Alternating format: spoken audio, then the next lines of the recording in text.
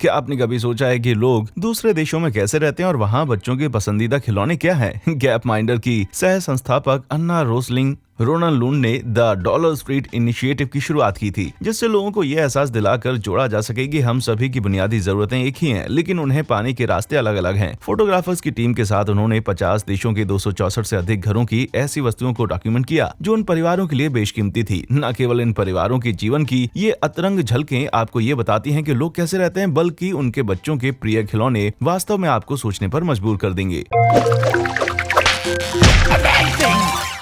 भारत में 1.34 अरब लोग रहते हैं, जिनमें से 40% खेती करते हैं। 2050 तक इस देश की दूसरी सबसे बड़ी अर्थव्यवस्था होने का अनुमान है, लेकिन ये महत्वपूर्ण चुनौतियों का सामना कर रहा है। अधिकांश आबादी युवा होने के बावजूद उनमें से 30% से अधिक को रोजगार या शिक्षा उपलब्ध नहीं है। उदाहरण के लिए पश्चिम बंगाल का चौधरी $29 प्रति वयस्क महीने से गुजारा करता है। बच्चे स्कूल नहीं जाते हैं, लेकिन उनके पिता 48 घंटे सप्ताह में काम करते हैं। इस परिवार की एक बच्ची ने अपने पसंदीदा खिलौने के तौर पर एक प्लास्टिक की बोतल को चुना। मुझे नहीं पता कि आप एक बोतल के साथ कैसे खेलते हैं, लेकिन इसके पिता 17 घंटे सप्ताह पानी लाने के लिए पैदल चलते हैं, इसलिए शायद ये उस महत्वपूर्ण लिक्विड को स्टोर करने में काम आती होगी। अगला है कलकत्ता का ये भारतीय लड़का जो अपना पसंदीदा खिलौना दिखा रहा है। इसके परिवार का प्रत्येक वयस्क प्रति माह $31 कमाता है। सप्ताह में 106 घंटे काम करके सबसे गरीब परिवार खिलौने खरीदने में सक्षम नहीं होते। इसके बजाय बच्चे घर के अंदर और बाहर इस तरह की बेकार वस्तुओं के साथ खेलते हैं। क्योंकि क्रिकेट भारत का फेवरेट स्पोर्ट है, इस बच्चे ने अपने पसंदीदा खिलौने के रूप में एक घर बनाया हुआ क्रिकेट बैट चुना है। इसके परिवार का प्रत्येक वयस्क प्रति माह $65 कमाता है, इसलिए अपने खिलौने खुद बनाना ही अक्सर एकमात्र विकल्प होता है। लेकिन $1125 और $245 प्रति माह प्रति वयस्क जैसे ऊंचे स्तर की आमदनी पर भी इन बच्चों की पसंद साधारण ही थी। इस बच्चे ने कुछ बारबी डॉल्स चुनी और इस दूसरे वाले ने एक खिलौना ट्रक चुना। दुर्भाग्य से भारत में असमानता बढ़ती जा रही है और टॉप 1% सबसे अमीर लोगों के पास निचले 50% लोगों की कुल संपत्ति से भी ज्यादा दौलत है। लगभग 1/3 आबादी प्रतिदिन $1.90 अमेरिकी डॉलर से कम में गुजारा करती है।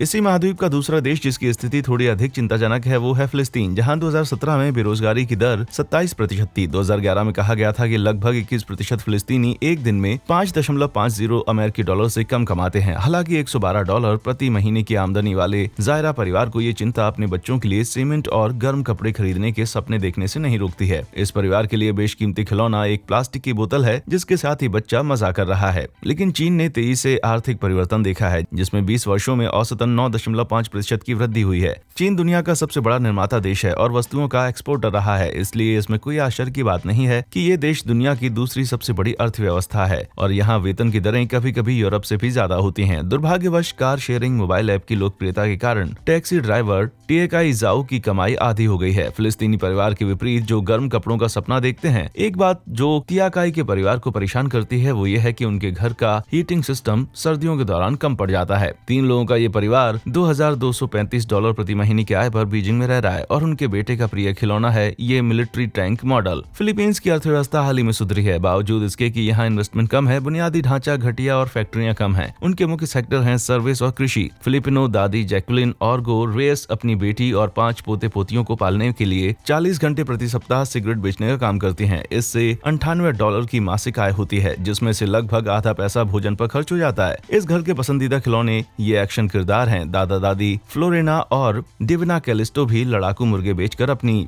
पोती को पालते हैं। वे प्रति माह $170 कमाते हैं, जिसमें से 90% भोजन पर खर्च हो जाते हैं। एक प्लास्टिक की गुड़िया उनकी पोती का पसंदीदा खिलौना है और ऐसा लगता है कि वो अपनी गुड़िया के लिए कपड़े भी खुद ही बनाती है। अब अमेरिकी महाद्वीप को देखते हैं। हैती 1804 में गुलामी से खुद को मुक्त करने वाला संयुक्त राज्य अमेरिका के बाद दूसरा देश था, लेकिन ये कई चुनौतियों का सामना करता रहा है, जिनमें प्राकृतिक आपदाएं भी शामिल हैं, जिसके कारण ये लगातार गरीबी से पीड़ित रहा है। हैती की जनसंख्या का 59% हिस्सा $2.41 प्रतिदिन से कमाता है और ये दुनिया के सबसे असमानता वाले देशों में से एक है। सेंट्रल प्लेटो पर रहने वाला जैक्स परिवार $39 प्रति महीने पर ही जिंदा है। ये लगभग सारे पैसे खाने पर ही खर्च कर देते हैं। ये 10 से 25 घंटे प्रति सप्ताह काम करते हुए जलाऊ लकड़ी इकट्ठा करते हैं और पानी लाते हैं, क्योंकि पीने वाले पानी का निकटतम स्रोत 1 घंटे की दूरी पर है। पियरोस उसी गांव के हैं और $43 प्रति महीने से जीविका चलाते हैं। वे अपने भोजन का 30% हिस्सा खुद ही लोग आते हैं और शेष उन्हें उपहार में दिया जाता है। उनके घर में बिजली, शौचालय की सुविधा या पानी नहीं है, लेकिन पास में ही एक और शांतिपूर्ण जगह है। इन घरों के पसंदीदा खिलौने हैं एक टेनिस बॉल और एक खूब। भले ही फ्लोरेंस चार्ल्स और उनका बेटा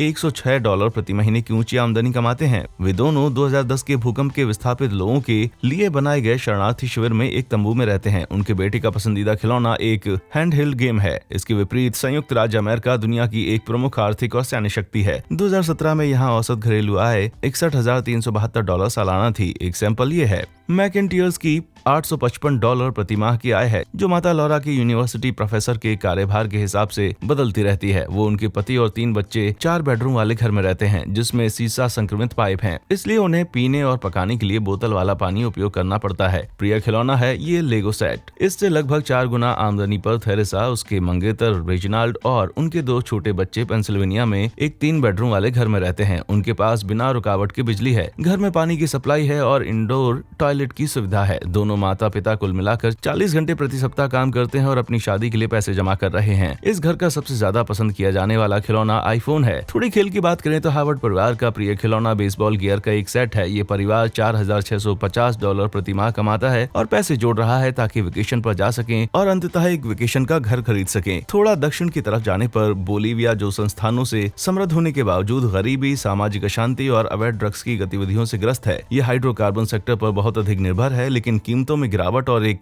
गंभीर अकाल ने इसकी आर्थिक स्थिति नाजुक कर दी है। यहाँ की सालाना औसत इनकम $20,548 अमेरिकी डॉलर के आसपास होते हुए भी लगभग 40% आबादी गरीबी रेखा से नीचे है। हालांकि अनुमानित वृद्धि के कारण क्यापा परिवार को अपनी $254 प्रति मासिक आय से बचत करने में मदद मिलेगी, क्योंकि उनका अधिकांश पैसा भी खाने, किराए और पीने के पानी पर खर्च हो जाता है। एक सॉकर बॉल और एक स्टफ्ड टॉय इनके बच्चों का प्रिय खिलौना है। पोमा परिवार की मासिक आय $265 है और यदि उनका 2 बेडरूम वाला घर एक खतरनाक पहाड़ी पर बसा है, वे इस नजारे का आनंद लेते हैं। पसंदीदा खिलौना है ये खिलौना कार। इसी तरह कोलंबिया संस्थानों में बहुत ही समृद्ध है, क्योंकि ये लैटिन अमेरिका का चौथा सबसे बड़ा तेल उत्पादक और दुनिया का चौथा सबसे बड़ा कोयला उत्पादक, तीसरा सबसे बड़ा कॉफी निर्यातक और दूसरा सबसे बड़ा कट फ्लावर निर्यातक है। ये अपर्याप्त बुनियादी ढांचे, गरीबी और नार्को ट्रैफिकिंग के मुद्दों से ग्रसित है। $145 की मासिक आय वाला ये परिवार एक घर का मालिक है, जिसे उन्होंने दोस्तों और रिश्तेदारों की मदद से बनाया था। उनकी सबसे बेशकीमती संपत्ति उनके बच्चों के दस्तावेज हैं, जबकि उनके बच्चों की बेशकीमती संपत्ति ये प्लास्टिक की गेंद है। और अब अफ्रीका में कुछ महत्वपूर्ण आर्थिक समस्याएं हैं और गरीबी उनमें सबसे प्रमुख है। सब सहारा अफ्रीका के अधिकांश भाग में वार्षिक आय $765 प्रति व्यक्ति से कम है। यूएनडीपी के अनुसार दुनिया के 19 सबसे असमानता वाले देशों में 10 अफ्रीका में हैं। इनमें से कई देश कृषि और सर्विस क्षेत्रों पर निर्भर हैं। कुछ देशों ने अपने आर्थिक परफॉर्मेंस में शानदार प्रगति की है, तो दूसरे बहुत ही धीमी गति से बढ़ रहे हैं। उदाहरण के लिए बुर्किना फासो का मुख्य संस्थान कपास है और इस देश को सोने के खनन से काफी लाभ हुआ है। प्रगति तो हो ही रही है, लेकिन प्रजनन की ऊंची दर के कारण इसकी गति बहुत ही धीमी है। लगभग 8.4 मिलियन लोग प्रतिदिन $1.25 से कम पर जी रहे हैं। सिनारेस की आय $45 प्रति माह है और उनका अगला लक्ष्य है भोजन की सामग्री खरीदना। ये टूटी हुई गुड़ियां बच्चों की पसंदीदा हैं। इस बुर्किनाबे लड़के के लिए बस एक पुराना टायर ही सब कुछ है। उनके परिवार की मासिक आय $54 है और उनको इससे कपड़े और एक गद्दा खरीदने की उम्मीद है।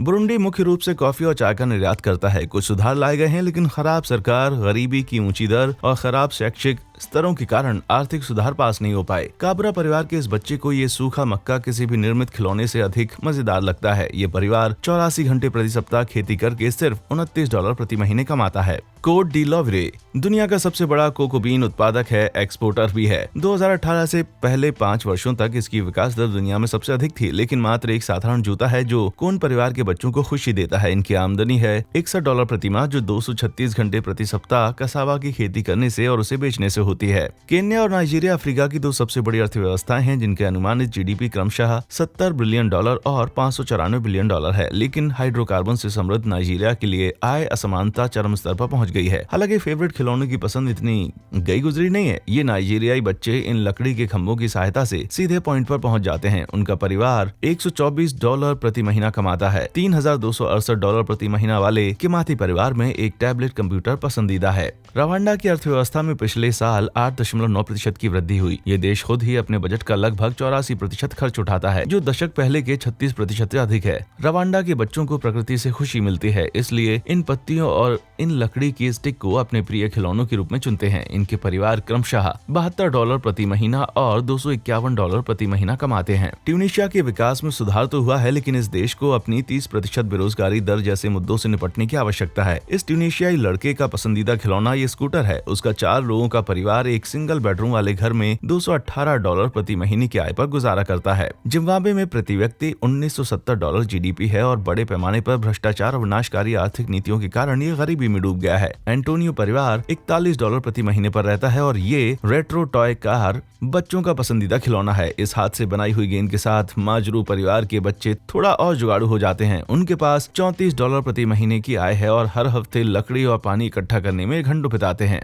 और अंत में यहाँ यूरोप से कुछ उदाहरण लेते हैं। लातविया में कम्युनिस्ट शासन ने परिवर्तन का दौर बड़ा कठिन था। ये मुख्य रूप से लकड़ी, लोहा और इस्पात, कपड़ा और खाद्य पदार्थों का निर्यात करता है। औसत घरेलू आय एक वर्ष में $15,269 अमेरिकी डॉलर है। बेलोजी परिवार $480 प्रति महीना कमाता है। ये स्टफ्ड जानवर प्रिय खिलौने के रूप में चुना गया था। ये लोकोमती परिवार के लिए भी सामान पसंद था। ये $3,379 प्रति महीने कमाता है और अपने फोटो संग्रह पर सबसे अधिक गर्व करता है। दूसरी ओर स्वीडन यूरोप की सबसे बड़ी अर्थव्यवस्थाओं में से एक है। ये मुख्य रूप से एक्सपोर्ट करता है और यहाँ औसत वार्षिक घरेलू आय $30,553 है। लेकिन टॉप 20% आबादी पेंदे की 20% से 4 गुना ज्यादा कमाती है। रिंगनियर परिवार की आय $2,229 प्रति माह है और दोनों माता पिता कुल 80 घंटे प्रति सप्ताह काम करते हैं। उनके बच्चों के प्रिय खिलौने ये प्लास्टिक की गुड़िया हैं। ये लेगो सेट $4,883 प्रति माह आय वाले बेस्टिकन परिवार का खिलौना है। ब्रिटेन की बात करें तो ब्राइटन का ओलिवियर परिवार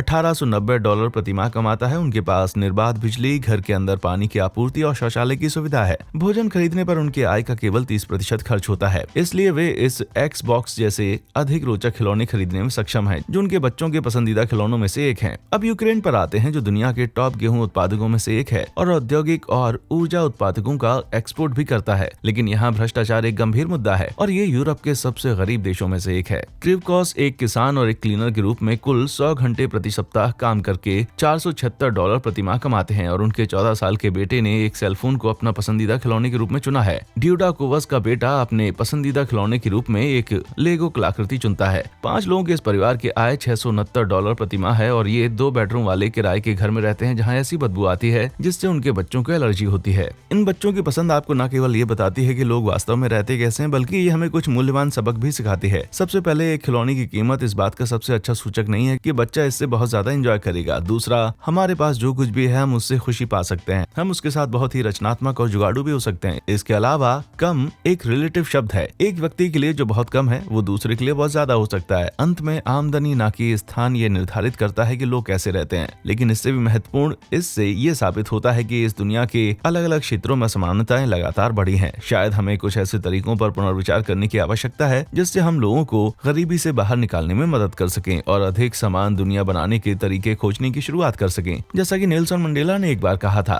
हमें अपने समाज में धन, अवसर और शक्ति के समान वितरण को सुनिश्चित करने के लिए मिलकर काम करना चाहिए। तो आप क्या समझते हैं? क्या उनकी चॉइस आपको ये समझाने में मदद करती है कि वे रहते कैसे हैं? मुझे अपने विचार नीचे कमेंट सेक्शन में जरूर बताएं। देखने के लिए शुक्रिया।